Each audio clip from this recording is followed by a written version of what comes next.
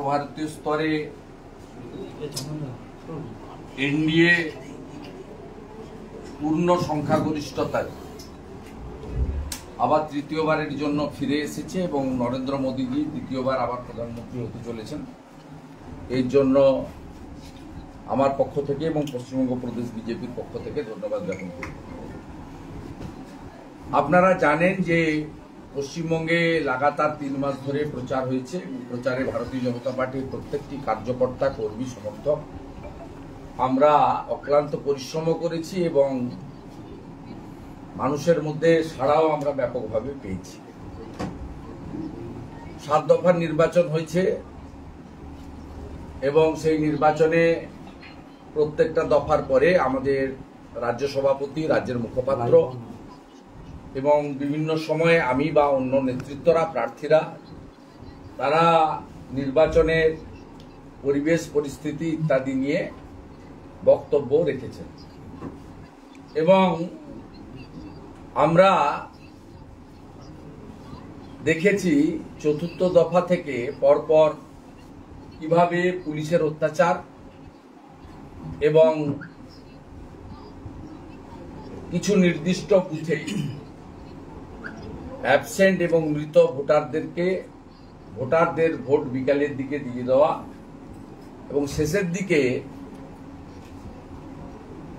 অনেক হিন্দু ভোটারদেরকে ভোট দিতে বাধা দান করা, আই কার্ড কাড়িয়ে নেওয়া, এইসব ঘটনা ঘটেছে। আমরা 6ষ্ঠ দফাতেও বলেছি, 7ম দফাতেও জানিয়েছি। তবুও আজকের যে ফলাফল, এই জনাদেশ, এই স্কিমগুলো যেগুলো বেনিফিশিয়ারি ওরিয়েন্টেড, কেন্দ্র বা রাজ্যের বন্ধ তো হবেই না, অন্যদিকে বিজেপি এলে এর অর্থ বৃদ্ধি ঘটবে। এগুলো বলার পরেও এক শ্রেণীর ভোটারকে ভয় দেখানো হয়েছে এবং বুথভিত্তিক যেহেতু ইভিএম এ ফলাফল আসে, তাই তাদের মধ্যে আতঙ্ক কিছুটা হলেও কাজ করেছে আমাদের মনে হয়েছে। আমি সংখ্যাতত্ত্বের আসন সংখ্যার নিরিখে আমরা 21+ আসন অন্তত পাবো, এটা আমাদের নিজেদের আশা ছিল এবং যে লড়াইটা আজকে সারাদিন হয়েছে ভোটের তারতম্যের নিরিখে, আপনারা দেখবেন যে আমরা অল্প কয়েক পার্সেন্টেজের হেরফেরে বেশ কিছু আসন আমরা অল্প ভোটে, লোকসভা ভোটের নিরিখে 14-15 লক্ষ ভোটার ভোট দিয়েছে, আমরা হয়তো লস করেছি। কিন্তু আমরা যে কারণে পশ্চিমবঙ্গের বিরাট জনগোষ্ঠীর প্রতি, ভোটার ভদ্রমণ্ডলীর প্রতি কৃতজ্ঞ যে তারা 2021 সালে নির্বাচন, সেই নির্বাচনের থেকেও 1% বেশি ভোট আমাদের দিয়েছেন। 1 নম্বর, 2021 সালে আমরা 77টা বিধানসভায় জিতেছিলাম, তার থেকেও বেশি সংখ্যক বিধানসভা, প্রায় 100-র কাছাকাছি বিধানসভাতে তারা আমাদেরকে এগিয়ে রেখেছেন এবং যোগ বিয়োগের অঙ্গে আমরা আপাতত 12টা আসনে জয়লাভ করেছি। ইসিআইর যে ওয়েবসাইট আছে, সেই ওয়েবসাইটেও এর পরিসংখ্যানের মধ্য দিয়ে আপনারা দেখতে পাবেন। আর 1-2টি আসনে এখনো গণনা চলছে বলে আমরা জানতে পেরেছি, শেষ হয়নি গণনা। তা আমরা ভারতীয় জনতা পার্টি পশ্চিমবাংলার প্রধান বিরোধী দল হিসেবে এই অপশাসন, কুশাসন, দুর্নীতি এর বিরুদ্ধে যে সর্বাত্মক লড়াই আমাদের 21 সালের পর থেকে বিশেষ করে ছিল, সেই লড়াই আমাদের জারি থাকবে এবং বিরোধী দল হিসাবে এই যে বিপুল সংখ্যক ভোটার ভোট দিয়েছেন, তাদের স্বার্থ পূরণে বা তাদের যে আমাদেরকে কেন্দ্র করে আশা বা স্বপ্ন পূরণে ভারতীয় জনতা পার্টি সক্রিয়ভাবে কাজ করবে। একটা মুহূর্ত আমরা নষ্ট করতে চাই না। আমরা কেন্দ্রে আমাদের 300-র কাছাকাছি আসন নিয়ে এনডিএর আশা এবং যে বিধানসভাগুলোতে ভোট হয়েছে তাতে সরাসরি বিজেপি অরুণাচল উড়িষ্যার মতো রাজ্যে ক্ষমতায় এসেছে। আমাদের পার্শ্ববর্তী রাজ্য উড়িষ্যা, সেখানে বিপুল ম্যান্ডেট বিজেপি পেয়েছে এবং এনডিএ টিডিপিকে সাথে নিয়ে অন্ধ্রপ্রদেশে ক্ষমতায় এসেছে। আমরা মনে করি এই বিপুল ম্যান্ডেটের পরে এবং পশ্চিমবাংলায় যে 12টি আসনে আমরা নির্বাচিত হয়েছি, সেখানে আমাদের কর্মী সমর্থক শুভানুধ্যায়ীদের আমরা বিজয় মিছিলের নামে অন্যের বিরক্তির কারণ না হওয়ার জন্য আবেদন করব। কোনোভাবে তৃণমূল কংগ্রেসের প্ররোচনার ফাঁদে পা দিতে না দেওয়ার জন্য আবেদন করব এবং কোথাও যদি 2021 সালের পোস্টপোল ভায়োলেন্সের মতো ঘটনা ঘটে বা পরিস্থিতি তৈরি হয়, আপনারা আমাদেরকে জানাবেন। আমরা ইতিমধ্যে রাজ্য পার্টির পক্ষ থেকে এবং জেলায় জেলায় পোস্টপোল ভায়োলেন্স হবে এটা ধরে নিয়ে আমরা কন্ট্রোল রুম খুলেছি। আমরা নির্বাচন কমিশনের প্রতি কৃতজ্ঞ যে তারা আরো 15 দিন এই রাজ্যে প্রায় 400 কোম্পানি কেন্দ্রীয় বাহিনী ল অ্যান্ড অর্ডারের জন্য রাখার ব্যবস্থা করেছেন। আমরা দল গরিষ্ঠ সংখ্যক আসনে নির্বাচিত হয়েছেন। দায়িত্ব সবার, তারা দায়িত্বশীল রাজনৈতিক দল হিসেবে তৃণমূল বিরোধী ভোট কেটে তাদের সুবিধা পাইয়ে দিয়েছেন। এমন অসংখ্য অন্তত 7, 8টি, 9টি লোকসভা কেন্দ্রের নাম আমি বলতে পারি যেখানে তারা ভোট কেটে তাদের সুবিধা করেছেন। তারা মূলত তৃণমূলের বিটিম হিসেবে 21-এ কাজ করেছিলেন, এবারেও সেই কাজটা তারা করেছেন।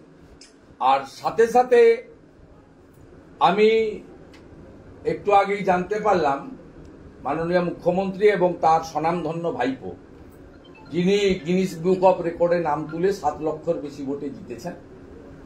এই প্রহসনের নির্বাচন সবাই দেখেছে। আমরা স্পেসিফিক ভাবে বলেছিলাম, আমরা ক্যানিং পূর্বের কথা বলেছিলাম, সেখানে রেজাল্ট কি হয়েছে দেখেছেন। আমরা ঘাটালের কেশপুরের কথা বলেছিলাম, সেখানে দেখবেন বিরোধী পক্ষের প্রার্থী 1%ও ভোট পায়নি বুথগুলোতে। এবং আমরা ডায়মন্ড হারবারে কি হয়েছে বলেছিলাম। এই দম্ভ, উদ্ধত্ত, অহংকার এবং রিগিং সন্ত্রাস করে ক্ষণিকের শান্তি পাওয়া যায়, কিন্তু পার্মানেন্ট কোনো শান্তি পাওয়া যায় না। 2004 সালে লোকসভা নির্বাচনে অনিল বসু 6 লক্ষের বেশি ভোটে জিতে আরামবাগ থেকে তিনি বিখ্যাত হয়ে গেছিলেন। 2009 সালে কিন্তু তাকে খুঁজে পাওয়া যায়নি, জনগণ বিসর্জন দিয়েছিল। স্বাভাবিকভাবে এই উদ্ধত্ত অহংকারের পতন জনগণের দ্বারাই হবে, এই বিশ্বাস আমাদের আছে। সাথে সাথে যেহেতু পূর্ব মেদিনীপুর জেলার কাঁথি সাংগঠনিক জেলা বিজেপির কার্যালয় থেকে আমি প্রেস বার্তা দিচ্ছি, আমি আমার হোম জেলা যেখানে আমি জন্মেছি, যেখান থেকে আমি একাধিকবার কাউন্সিলর, এমএলএ, এমপি ইত্যাদি হয়েছি, সেই জেলার 2টো আসনেই ভারতীয় জনতা পার্টির প্রার্থীকে নির্বাচিত করার জন্য পূর্ব মেদিনীপুরের নির্বাচক মণ্ডলীকে বিশেষভাবে কৃতজ্ঞতা এবং শ্রদ্ধা জানাচ্ছি আমার পক্ষ থেকে।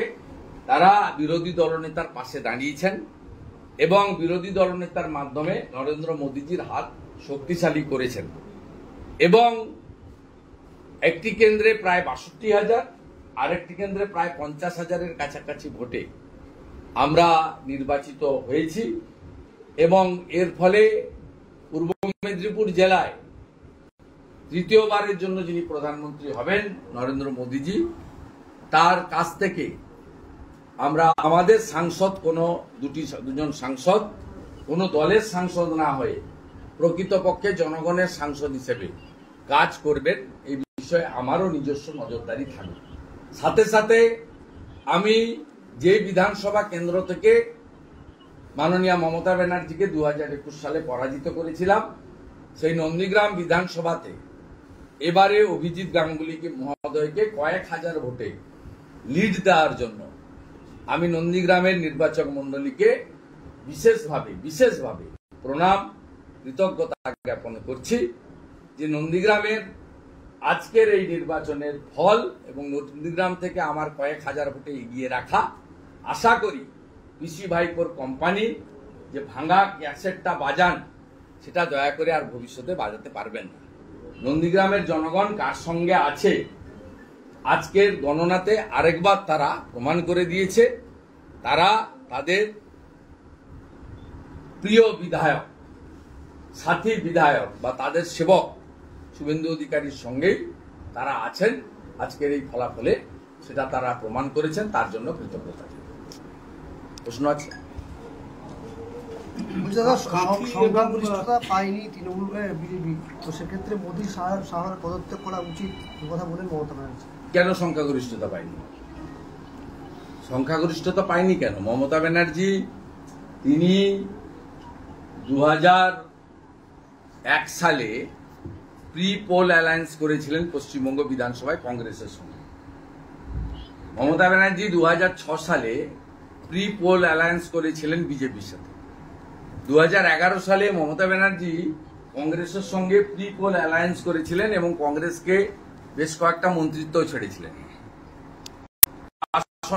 চুরি করবো, ইডি সিবিআই ধরবে না, এই বাসনায় জল ঢেলে দিয়েছে চন্দ্রবাবু নাইডু টিডিপি। একটু আগেই তারা প্রেস কনফারেন্স করে বলে দিয়েছে যে আমরা প্রি পোল অ্যালায়েন্স করে এনডিএর সঙ্গে লড়েছি, আমরা রিজিওনাল পার্টি, আমরা এনডিএর সঙ্গেই থাকবো। অতএব মমতা ব্যানার্জি যতই দিবা স্বপ্ন দেখুন না কেন, জাতীয় রাজনীতিতে তার কোনো ভূমিকা থাকবে না। তিনি এইটা নিয়ে আনন্দ থাকুন, 22টা ছিল, কয়েকটা বাড়াতে পেরেছেন। এবং এটা সম্ভব হয়েছে মুসলিমরা পশ্চিমবাংলার, তারা চাকরি চান না, তারা তাদের যে লাইভলিহুড সেটা আরো ভালো হোক চান না, তারা পাকা বাড়িতে থেকে পরিশ্রুত পানীয় জল, ভালো হসপিটাল চান না। তারা চান যে অ্যাপিজমেন্ট কেউ করুক, আমরা সেই তোষণের রাজনীতিতে ভোট দিই। সেই কারণে 100 জন মুসলিমের মধ্যে 92 জন মুসলিম মমতা ব্যানার্জির পার্টির কাছে ভোট দিয়েছে। সেই কারণে তিনি এবারেও 46% বেশি ভোট পেয়ে জিতেছেন। আর সিপিএম কংগ্রেস তাদের যে ভোট ছিল 12-13%, তারা 10%-এর নিচে পেয়েছে। তাদের 2-3% ভোট সরাসরি টিএমসির দিকে গেছে। এবং ভারতীয় জনতা পার্টির তার যে ভোট 2021 সালে 38.13, সেখান থেকে 1%-এর বেশি ভোট আমরা বাড়াতে পেরেছি। এবং প্রায় 100 অ্যাসেম্বলি সেগমেন্টে আমাদের বিজেপির প্রার্থীদের লিড রয়েছে পশ্চিমবঙ্গে। আমরা হয়তো 21+ সিটের আশা নিয়ে কাজ করেছিলাম, আমাদের আশাও ছিল, সে কথা আমি একাধিকবার বলেছি যে আমরা টিএমসির থেকে একটা হলেও বেশি পাবো। ডক্টর সুকান্ত মজুমদার মাননীয় সভাপতি তিনিও একই কথা বলেছেন। তা আমরা হয়তো 12তে আটকে গেছি যোগ বিয়োগের অঙ্কে, কিন্তু মমতা ব্যানার্জির এসব দিবা স্বপ্ন কখনোই পূরণ হবে না, তিনি নিশ্চিত থাকতে পারেন। কাঁথি এবং তমলুকে মুখ্যমন্ত্রীদের ষড়যন্ত্রের কারচুপির অভিযোগ তুললেন। আপনি যিনি অবজারভার এসছেন তার কাছ থেকে জেনে নেন। আপনাদের এত মিডিয়া, এত লোকজন, এত কিছু থাকার জন্য শুভেন্দু অধিকারীকে দমাতে পারছে না, শুভেন্দু অধিকারীকে আত্মসমর্পণ করাতে পারছে না, শুভেন্দু অধিকারীর বাড়িতে রেড করে টাকা পাচ্ছে না, শুভেন্দু অধিকারীকে জেল খাটাতে পারছে না, শুভেন্দু অধিকারীর পাড়াতে বাড়ির সামনে এক ঝুড়ি লোক নিয়ে হেঁটে গদ্দার গদ্দার চিৎকার করেও কিছু করতে পারছে না। পূর্ব মেদিনীপুরের লোক হিংসার জ্বালা যন্ত্রণা থেকে আজকে তমলুক এবং কাঁথি গণনা কেন্দ্রে সারাদিন ছিলেন। আমি মনে করি শুধু নির্বাচক মন্ডলীর অপমান নয়, তাদেরও অপমান। তারা সারাদিন ধরে গণনা পর্যবেক্ষণ করেছেন। মমতা ব্যানার্জির এই মিথ্যাচারের উত্তর আপনারাই দিয়ে দিতে পারবেন, আমাকে দেওয়ার দরকার হবে।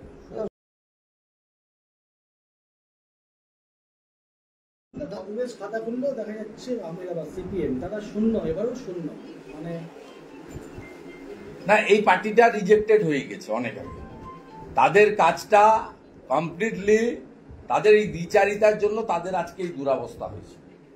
তারা এখানে বলছে চোর ধরো জেল ভরো, আর দিল্লিতে গিয়ে ইন্ডিজোটের নামে চোরেদের সঙ্গে বসে মিটিং করছে। এই ছবিগুলো দ্রুততার সঙ্গে মানুষের কাছে আসছে। তাই এই দ্বিচারিতার জন্য তারা এই জিনিস হচ্ছে। আর তাদের কিছু সিনিয়র ভেটারেন পার্টি মেম্বার রয়েছে, তাদের কিছু প্রাক্তন লোকজন রয়েছে, বয়স্ক লোকজন, তারা অন্ধের মতো সিপিএমকে ভোটটা দিচ্ছেন। এবং এর কারণে মূলত তারা হিন্দু ভোটগুলো কাটছেন। মুসলিম কমরেডরা কিন্তু তারা ম্যাক্সিমাম ভোটই তৃণমূল কংগ্রেসকে দিচ্ছে, যেহেতু মমতা ব্যানার্জি কমপ্লিটলি অ্যাপিজমেন্টের কথা বলেন, মুসলিমদের ইকোনমিক্যাল, ফাইন্যান্সিয়াল, এডুকেশন বা লাইভলিহুডের ডেভেলপমেন্টের কথা বলেন না, এমপ্লয়মেন্টের কথা বলেন না, কমপ্লিটলি অ্যাপাজমেন্টের কাজ করেন। আর সিপিএম কেবলমাত্র কিছু হিন্দু ভোটারদের ভোট কেটে তারা মমতা ব্যানার্জির সুবিধা 21-এও করে দিয়েছিলেন, প্রায় 50-55টা আসনে, আজকেও প্রায় 8-10টা আসনে ভোট কেটে দমদম, উত্তর কলকাতা, এরকম বহু সিট আছে, আমি নাম বলে দেবো, যেখানে 20-30-40 হাজার ভোটে বিজেপি হেরেছে। সেই সব জায়গায় ভোট কেটে ওদের সুবিধা করে দিয়েছে, সেই কারণে ওরা 29টা পেয়েছে, নইলে ওদের 17টা পাওয়ার কথা ছিল। সোশ্যাল মিডিয়ায় দাবি করা হচ্ছে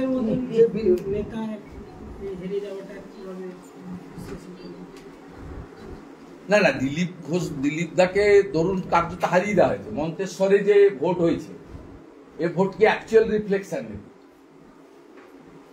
আপনি বলুন, একটা লোকসভার কেন্দ্রে 7.5 লক্ষ ভোটে জিতছে, কি পপুলার ক্যান্ডিডেট!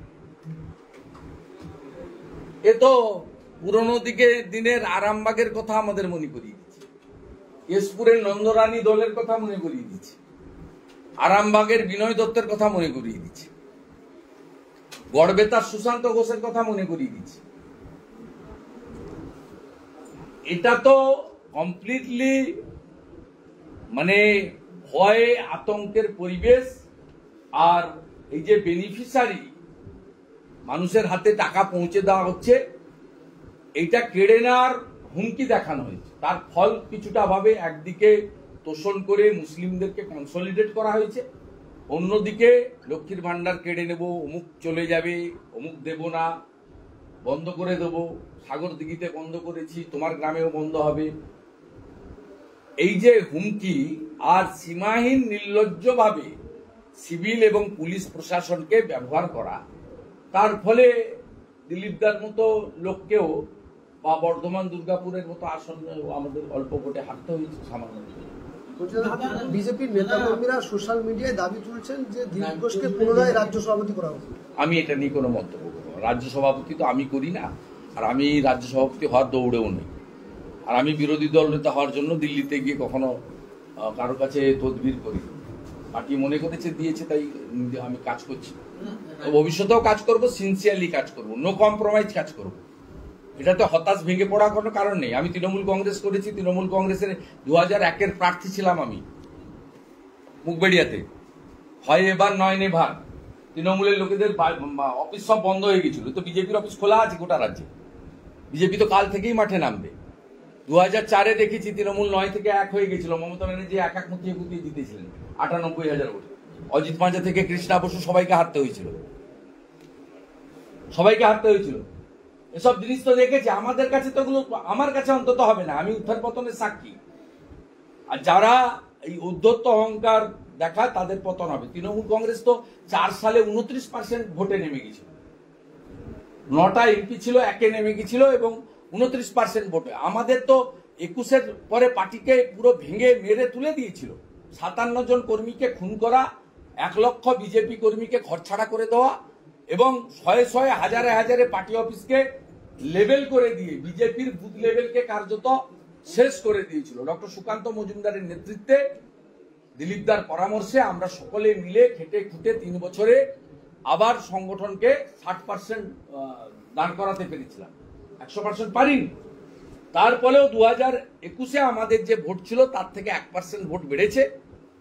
2021 সালে 77টা বিধানসভায় লিড ছিল, এবারে 100-র কাছাকাছি বিধানসভাতে লিড আছে। এমনকি কলকাতাতে মানিকতলা, জোড়াসাঁকো, শ্যামপুকুর এইসব বিধানসভাতে বিজেপি লিড করেছে, কলকাতার মতো জায়গাতে। আপনারা সব হিসাবগুলো করবেন, তারপরে বুঝতে পারবেন। এবং 2021-এ আমাদের 12টা লোকসভায় লিড ছিল, হয়তো 2-1টা সিট এদিক ওদিক হয়েছে, নতুন এসেছে, 2-1টা গেছে, কিন্তু সামগ্রিকভাবে আমরা আমাদের যে স্ট্রং, আমাদের যে সাপোর্ট বেস, এটা আমরা ধরে রাখতে পেরেছি। এটা ডিউ টু জনগণ, এটা বড় ব্যাপার। আমাদের আরো কাজ করতে হবে। আরো সিনসিয়ারলি ওয়ার্ক করতে হবে এবং যে ইস্যুগুলোর বিরুদ্ধে আমাদের লড়াই সেই ইস্যুগুলোকে সামনে রেখে আমরা একমাত্র অপোজিশন পার্টি যাকে মানুষ রেকগনাইজ করেছে। সিপিএম কংগ্রেসকে মানুষ আগেও মুছে দিয়েছিল, এই ভোটে তারা অনেক চেষ্টা করেছেন, আবার তাদেরকে অপ্রাসঙ্গিক করে দিয়েছে। তাই গণতন্ত্রের শাসক যেমন থাকে বিরোধী তেমন থাকে, ভ্যাকুয়াম থাকতে পারে না। তাই যে দায়িত্বটা আমাদের উপরে জনগণ দিয়েছে, আজকের ভোটেও তার রিফ্লেকশন আছে, সেই দায়িত্ব আমরা পালন করব। আর ভালো হলে অনেক সময় থ্যাঙ্কলেস জব হয়, আবার আশাতীত ফল না হলে, আজকে 21-এর বেশি হলে অমুক তমুক অনেক রকম বলতেন, কিছু সোশ্যাল মিডিয়াতে বাক স্বাধীনতা আছে, এগুলো শুনতে হবে, হজম করতে হবে, ফোন ধরতে হবে, মেসেজ পড়তে হবে, উত্তর দিতে হবে। রেগে গেলে চলবে না, মাথা খারাপ করলে চলবে না। আপনি যখন জিতলে পুষ্প বৃষ্টি হবে, আপনি হেরে গেছেন তিরস্কার শুনতে হবে। সে যেখানে ঘটেছে, ঘটতে পারে, ঘটবে। কিন্তু আমি পার্সোনালি অনেক উত্থান পতনের সাক্ষী।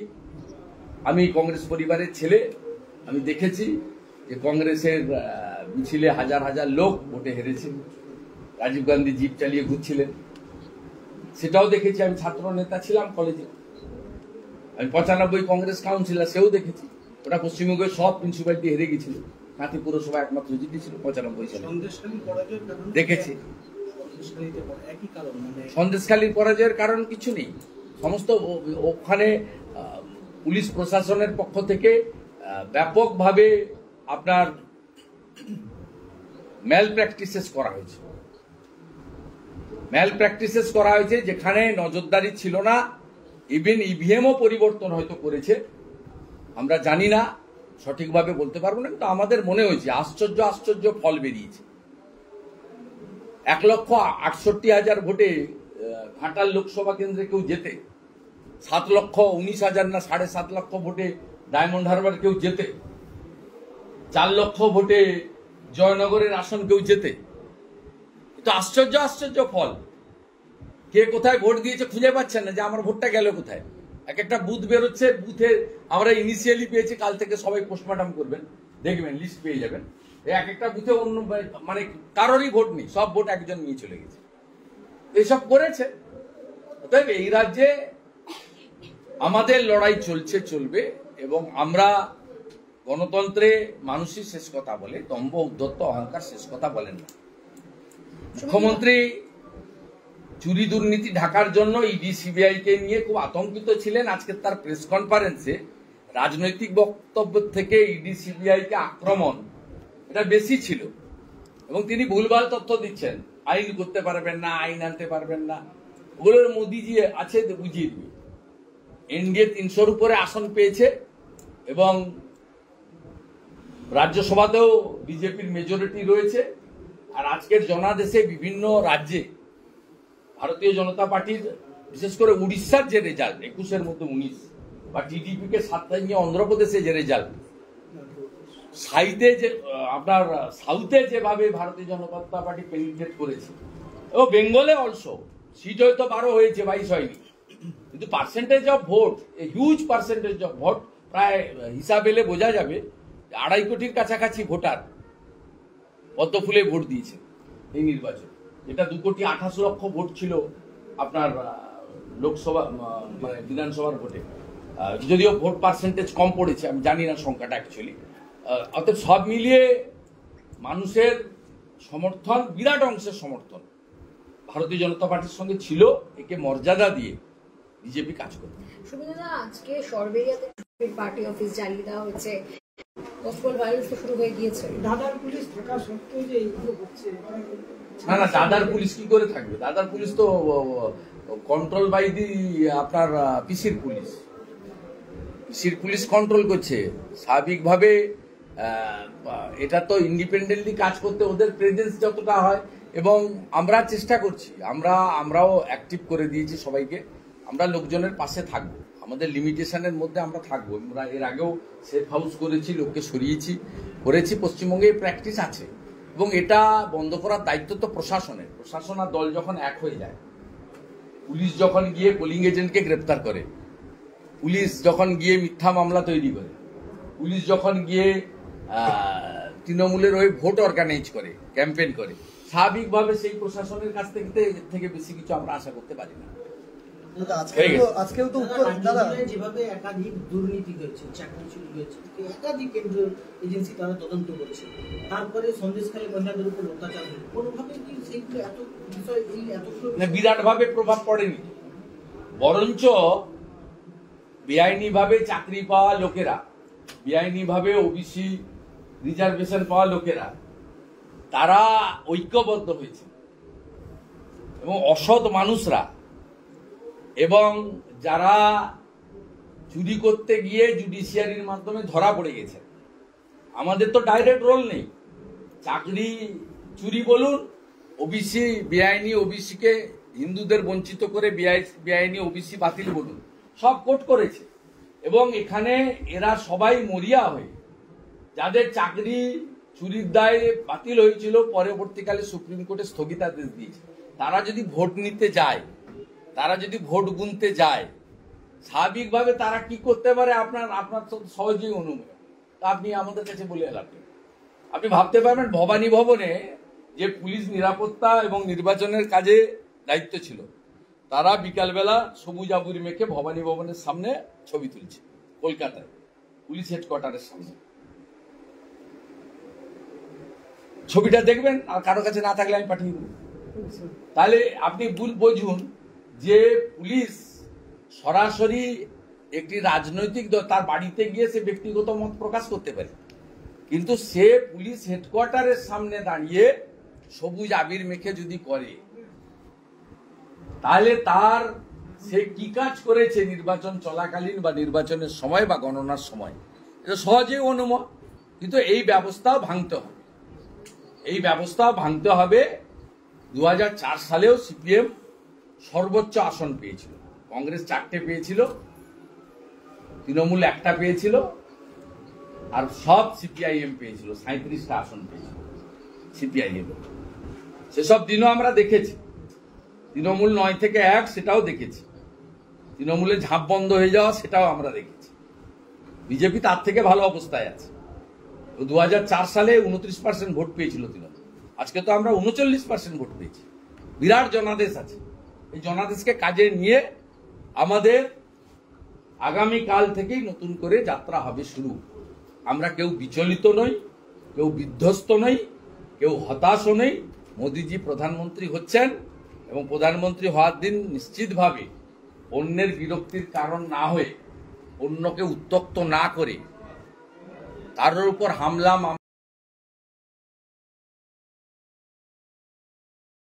না করে শান্তিপূর্ণভাবে আমরা সেলিব্রেশন পালন করব। ঠিক আছে, কাঁথিতে জিতলো বিজেপি, অথচ উত্তর কাঁথির আউরাই আমতলিয়া থেকে একাধিক জায়গায় বিজেপি কর্মীর বাড়ি ভাঙচুর, মারধর, কাঁথি সেন্ট্রাল বাস স্ট্যান্ডও বিজেপি কর্মীর মারধর করা হয়েছে। এটা কাল থেকেই করছে, কালকে গণনার কাজে আসা ভগবানপুরের একজন কর্মীকেই রাত্রে মারধর করেছে। এটা রাজনৈতিক না অরাজনৈতিক জানি না, মারধর করেছে। এটা ওদের অভ্যাসের মধ্যে পড়ে। আমরা তার জন্য আইনের আশ্রয় নিয়ে কাজ করতে বলেছি।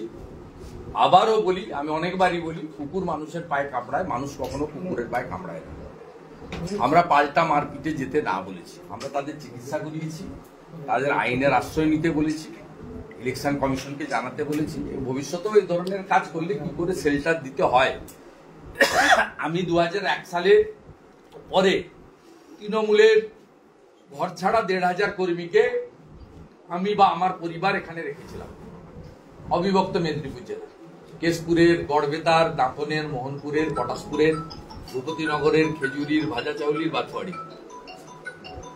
এবং 2021-এর পরেও পার্টি এবং আমরা সবাই মিলে সেফ হাউস তৈরি করে পাশে দাঁড়িয়েছি। এক্ষেত্রেও যা যা ঘটছে, যা যা হবে, প্রত্যেকের ফোন অ্যাটেন্ড করা, প্রত্যেকের মেসেজ দেখা, প্রত্যেককে পাশে দাঁড়ানো, যতটা পারা যায়। দুটো হাত আছে, তা সেটা দিয়ে যতটা পারা যায়, মাথায় বুদ্ধি দিয়ে যতটা পারা যায়, সামর্থ্য দিয়ে যতটা পারা যায়, ডাল ভাত মোটা কাপড় দিয়ে তাদের পাশে দাঁড়ানো, তাদের চিকিৎসা করানো, এই কাজগুলো আমরা নিশ্চিতভাবে করতে শুরু করে দিয়েছি এবং ভবিষ্যতেও করব। কর্মী সমর্থক প্রত্যেককে বলবো, আপনারা নিজের থেকে কোনোভাবে কোথাও আইন হাতে তুলে নেবেন না। যে 12টা কেন্দ্রে জিতেছেন সেখানেও এমন কিছু করবেন না যাতে মিডিয়ার মাধ্যমে আমাদের শুনতে না হয় যে ভারতীয় জনতা পার্টির কর্মীরা এই কাজ করেছে। অর্থাৎ এই বিষয়গুলো আমি আপনাদের মধ্যে বলবো। একাধিক যে হেভিওয়েট প্রার্থী রাজ্য জুড়ে তাদের যে পরাজয় হয়েছে, সেক্ষেত্রে কি একাধিক হেভিওয়েট প্রার্থী যে রাজ্য জুড়ে পরাজয় হয়েছে সেই সমগ্র বিষয়টা কি পোস্টমর্টম হবে? না, আমরা আমাদের পার্টির ক্ষেত্রে যেটা করার পার্টির সিস্টেম আছে করবো। আমাদের ইনচার্জ আছে, অবজারভার আছে, স্টেট কমিটি আছে, সবাই আছে। অন্য পার্টির হেভিওয়েট যারা হেরেছেন তাদের ব্যাপার তারা বুঝবে। তারা তো ইন্ডি জোটেরই লোক, অধীর চৌধুরীও ইন্ডি জোটের লোক, আর মোহাম্মদ সেলিমও ইন্ডি জোট। ওটা মল্লিকার্জুন খাড়গে আর সীতারাম ইয়েচুরি মমতা ব্যানার্জির সঙ্গে বসে করবেন একসঙ্গে পোস্টমর্টম। কেন অধীর চৌধুরী হেরে গেলেন, কেন মোহাম্মদ সেলিম, তা আমার কাজ নয়। আবার কেমব্রিজ না অক্সফোর্ড ইউনিভার্সিটির কে লেকচারার দাঁড়িয়েছিলেন সাউথ মালদাতে, তিনি কেন হেরে গেলেন সেটাও নিশ্চয়ই মমতা ব্যানার্জি খাড়গের সঙ্গে আলোচনা করবেন। ঈশা খান চৌধুরী কেন জিতে গেলেন। রাজ্যে যেমন তৃণমূলের ভালো ফল হয়েছে, দেশেও ইন্ডিয়া জোটের ভালো ফল হয়েছে, বিজেপির ফল একটু খারাপ হয়েছে, সেটা কেন হয়েছে? না, সেটা সর্বভারতীয় স্তরে আমাদের স্পোক্স পার্সনরা বলবেন। নিশ্চিতভাবে আমরা তো 400 লক্ষ নিয়ে কাজ করেছি। আমাদের আশা ছিল বিজেপি একাই 300-র বেশি পাবে এবং 350-র কাছাকাছি এগিয়ে যাবে। সেটা হয়নি, একটু কমে গেছে। 300-র কাছাকাছি আমরা পেয়েছি, 50টা সিট কমে গেছে। সে গণতন্ত্র। উড়িষ্যার ফলে তো জয় জগন্নাথ, আমরা শক্তিশালী হলাম। আমাদের মারধর করলে ওখানে গিয়ে ধর্মেন্দ্র প্রধান আমাদেরকে রাখবেন অন্তত। খুব আমরা বিশেষ করে মেদিনীপুর তো খুব উপকৃত। আমরা তো বালেশ্বরের সঙ্গেই ছিলাম, দণ্ডভুক্তি জেলা। তারপরে বিভক্ত হয়ে ওদিকে বালাসর চলে গেছে, আর এদিকে আমরা চলে এসেছি অবিভক্ত মেদিনীপুর। আমাদের পাশে ময়ূরভঞ্জ, বারিপাদা, বালেশ্বর, পুরো বর্ডার এলাকাটাই উড়িষ্যা। আমাদের এখানে আত্মীয় স্বজনরা সব এখানে থাকে, এখানকার লোক ওখানে যায়। এখানকার বহু লোকের জমি ওখানে জলেশ্বর, বালেশ্বর, ভোগরাইতে আছে, ভদ্রকে আছে, কটকে আছে, সেখানে আছে। ওখানে সরকার হয়েছে, মানে আমরা অত্যন্ত খুশি, কৃতজ্ঞ, অত্যন্ত খুশি। এবং তৃণমূল কংগ্রেসের অত্যাচার বাড়লে কর্মীরা অন্তত গিয়ে ভুবনেশ্বর আর বালেশ্বরে গিয়ে থাকতে পারছে। এখানে মমতা ব্যানার্জি সরকারি হসপিটাল চিকিৎসা না দিলে আমরা অন্তত কটক